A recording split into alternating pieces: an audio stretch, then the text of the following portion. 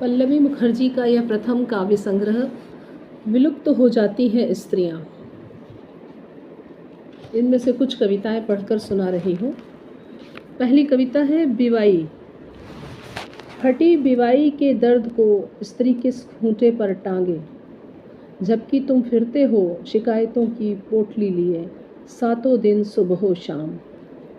तुम्हें खींचता है पहाड़ जिसकी चोटी पर बैठकर तुम बुद्ध बनना चाहते हो, जबकि घर की चारदीवारी के भीतर खाली होती जाती है स्त्री तुम्हारी पोटली की गिरह को खोलने की नाकाम कोशिश में।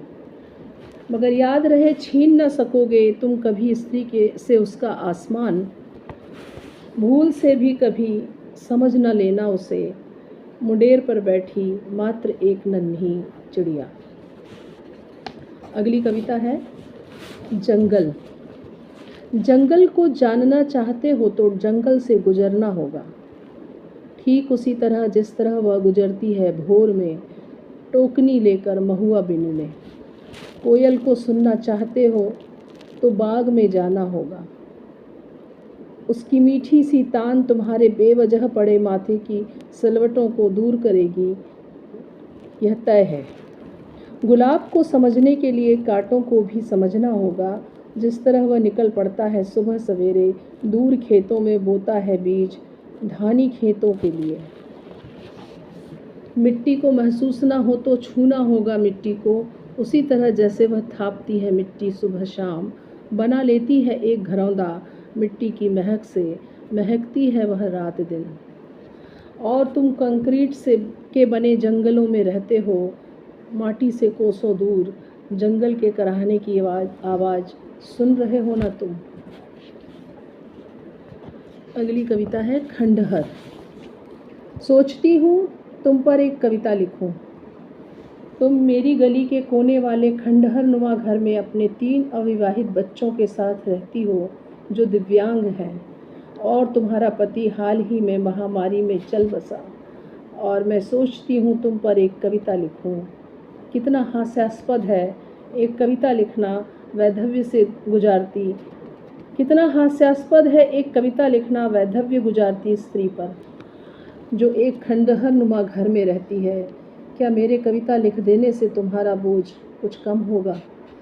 तुम्हारी जरा सी खुली खिड़की में झांकने की भरसक कोशिश की है मैंने, पर सिवाय झूलते पर्दों के कुछ न देख सकी। हाँ, एक बार तुम जरूर मिली थी अपने घर के बाहर सदाबहार के बैगनी फूल चुनती हुई, और मेरी आंखें तुमसे जा टकराई।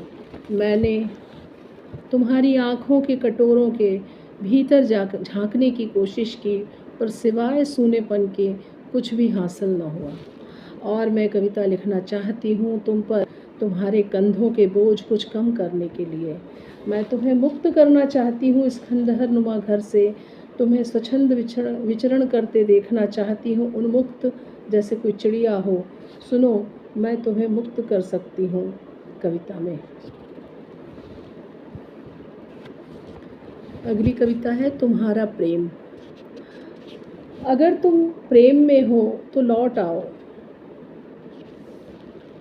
अगर तुम प्रेम में हो तो लौटा लाओ उन तमाम स्त्रियों को जो लुप्त हो गई हैं तुम्हारे जीवन से तुम्हें प्रेम करते हुए।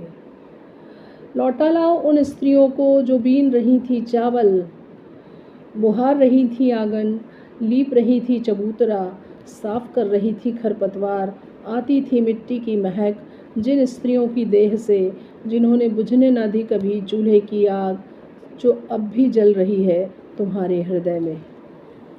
अगर तुम प्रेम में हो और लिख रहे हो प्रेम, तो महसूस होनी चाहिए उन स्त्रियों को तुम्हारे प्रेम की छुअन। शुक्रिया।